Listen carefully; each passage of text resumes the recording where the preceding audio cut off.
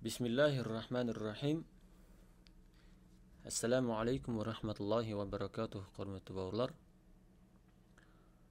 Mabdal qira'at kitobi 2-tom 57-chi dars. As-sulahfatu wal battatan. Tasbaqa men екі yuruk degan taqrib. Mына жерде жекеше сөздер. Ghaydun tartылу, азаю, кему, құру деген мағына. Ғалдал мау су тартылды, немесе ғидал мау деп айтылады. Су тартылды. Баянун біліну, көріну, мәлім болу, айқын болу. Фақун, фақаа деген етсік шығады. Фақаа яфқау. Фақун деген шығару, яғни фақа Аллаху аюнакум, Аллах тағала көздеріңді шығарсын деген сондай сөз бар. Тақырыпта келеді қазір. Кайфас сабилу иля ирдаика. Сенің разылығыңа апаратын қандай жол бар? Немесе екінші мағынасы, сенің көңіліңді қалай тапсам болады?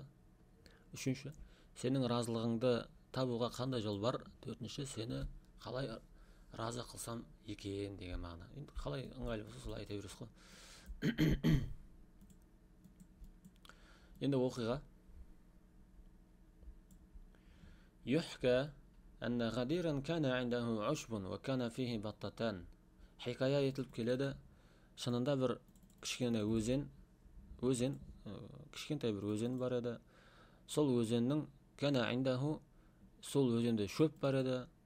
Кана عنده вода. Было у него деген мағына. То есть в нем, у него емес, в нем, яғни ғадир, яғни өзенде бар еді. Шөп бар еді. Уакана фихи баттатан, сол шөпте екі үйрек өмір сүретін еді дейді. Екі үйрек сол шөпте бар еді дейді. Уакана фил ғадири, сол өзеннің ішінде сулахфатун, кана сулахфатун фил ғадир мағына. Сол өзенде су тасбақасы бар еді дейді. Байнаха ва байнал баттатайни садақатун. Сол тасбақа мен екі үйректің арасында достық бар еді дейді. Садақатун деген достық. Байнаха, яғни ха сулахфа ва байнал баттатайни, екі үйрек пен тасбақаның арасында достық бар еді. Фаттафақа ан ғида заликал мау. Бір күні, фаттафақа деген сәйкес келді деген мағына. Бір күнде бір күні судың тартылуы бір сәйкес келеді, яғни бір күнде. То есть нәжіде мағына бірде су тартылды дейді. Бір күні су тартылды дейді. Иттафақа деген келісу, сәйкес келу деген мағына ғой. Судың тартылуы бір күнге сәйкес келді деген мағынада нәжіде. Судың тартылуы бір күнге сәйкес келді де, сөйтіп су тартылып кетті дейді. Фажаатил баттатани, екі үйрек келді. Ливадаи сулахфати, тасбақамен қоштасу үшін. Тасбақамен қоштасуға екі үйрек келді де, бұлай айтты дейді. Вақалата, ол екеуі, яғни екі үйрек бұлай айтты. Ассаламу алейки, саған сәлем болсын. Фаиннана, шында біз екеуіміз дейді, екі тасбақа айтып отыр. Шында біз екеуіміз захибатани, біз екеуіміз кетіп бара жатырмыз. Ан хадал макан, бұл мекеннен, бұл жерден, бұл мекеннен біз екеуіміз екі үйрек болып кетіп бара жатырмыз. Ли ажли нұқсанил маи анху, бұл жерден судың азаюы себепті, осы мекеннен біз кетіп бара жатырмыз дейді. Фақалат, сөйтіп тасбақа айтады. Иннама ябину нұқсанил маи, судың аз болуы көрінеді. Шынында судың аз болуы көрінеді. Аля мислия, мен сияқтыларға көрінеді судың аз болуы дейді. Су тасбақа суда өмір сүреді ғой. Сондықтан айтып отыр. Негізінде судың аз болуы, суда өмір сүретін мен сияқты кемеге ұқсайтын, кәннис сафинату, мен сияқты кемеге ұқсас жануарларға судың аз болуы көрінеді дейді. Ла ақдиру алал айши илля билма, мен тек суда ғана өмір сүре алам дейді. Судан басқа жерде өмір сүре алмаймын дейді. Сондықтан мен сияқты жануарларға көрінеді дейді, судың аз болуы. Фа амма антума, ал енді сен екеуің болса дейді. Фатақдирани алал айши хайсу кунтума, қай жерде болсаңдар да сол жерде өмір сүруге күштерің жетеді дейді. Екі үйрекке айтып отыр. Енді үйректер судың ішінде жүзіп жүру керек емес қой обязательно. Судың сыртында да, құрлықта да жүре береді үйректер.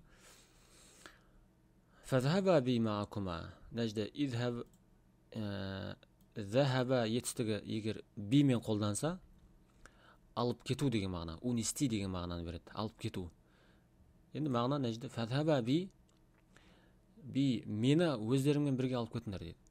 Фәзһәбә би алып кетіңдер мені мағкүмә өздеріңмен бірге. Мені өздеріңмен бірге алып кетіңдерші дейді. Яғни енді сірә сендер суға барадыр екенсіңдер, енді мені де ала кетіңдер деп жатыр. Фақалата наам, сөйтіп екі үйрек иә деп айтады. Жарайды, иә деп айтады. Фақалат, сөйтіп таспаға айтады. Кайфа сабилу иля хамли. Мені көтеретін қандай жол бар? Сабил жол, тәсіл деген мағынада нәжде. Қандай жол бар? Иля хамли, мені көтеретін. Қалайша кайфа сабил, қандай тәсіл бар? Кайфа сабилу, қалайша көтересіздер мені? Мені көтеруге қандай жол тәсіл бар дейді. Фақалата, сөйтіп әлгі екі үйрек айтады. Нәхозу битарафай аудин. Ағаштың екі жағынан біз ұстаймыз дейді. Аяқтарымен ұстайды да. Ва тақбадина, ал сен болса тақбадина, ұстайсың бифики, аузыңмен, яғни аузыңмен тістейсің деген мағынада. Қабада нәжді. Қабада жалпы етістігі, қабада етістігі ұстау деген мағына. Бірақ аузыңмен ұстайсың дегенде біз қазақшаға аузыңмен тістейсің деп аударамыз, Тақбадина болып тұр, өйткені сулахфатун деген сөздің, соңында тәмірбута бар ғой. Сулахфатун женский родтағы сөз ғой, тәмірбута бар. Сондықтан тақбадина тафалина бабында тұр да. Тафалу бабында емес та. Тақбаду деген емес, тақбадина болады, өйткені сулахфатун женский родтағы сөз. Ва тақбадина бифики аля васатихи. Ортасынан аузыңмен тістеп аласың дейді. А біз екі жағынан аяғымызды ұстап аламыз да сөйтіп көтеріп кетеміз дейді. Уанатиру беки филжауи, сөйтіп ауаға ұшамыз сенімен бірге дейді. Уа ияки иза самиатин наса ятакалламуна ан тантиқи. Адамдардың сөйлеп жатқанын еститін болсаң, сөйлеуден сақ бол дейді. Сөйлеуші болма дейді. Мынандай форма бар да араб тілінде. Бірдеңеден тыйғысы келсе, мынандай айтады. Ияки ан тантиқи. Бұл осындай форма бар. Ияки антантиқи, сөйлеуші болма деген мағына ғой. Сөйлеуден сақ бол, немесе сөйлеуші болма дейді. Яғни былай айтқанда, сөйлеуші болма, егер адамдардың сөйлеп жатқандарын естісең дейді. Яғни адамдардың сөйлеп жатқандарын естіген кезде сен өзің сөйлеуші болма дейді. Неге? Өйткені аузымен ағашта тістеп алған ғой. Сөйлейм деп аузын ашқан кезде ағаштан аузы ажыралады да құлап кетеді ғой жерге, сонша биіктіктен. Яғни сол үшін ескертіп жатыр да. Сосын ахадатаха, ол екеуі оны алды. Яғни екі үйрек жаңағы тасбақаны алды да фатарата биха, онымен бірге ұшты филжауи, ауада ұшты дейді. Ауаға, яғни аспанға ұшып кетті дейді. Екі үйрек алып. Фақален насу, сөйтіп адамдар бұлай айтты дейді. Ажабун, қандай ерсі көрінетін нәрсе, Ажаб деген, жалпы бізде ғажап деген қазақ тілінде бір жақсы нәрсе қолданады ғой. Ал ажаб деген нәжде бір араб тілінде екі нәрсе қолдана береді да. Ғажайып, бір керемет нәрсеге де, сосын бір ерсі көрінетін, бір жаман көрінетін нәрсеге де айтыла береді араб тілінде ажаб деп.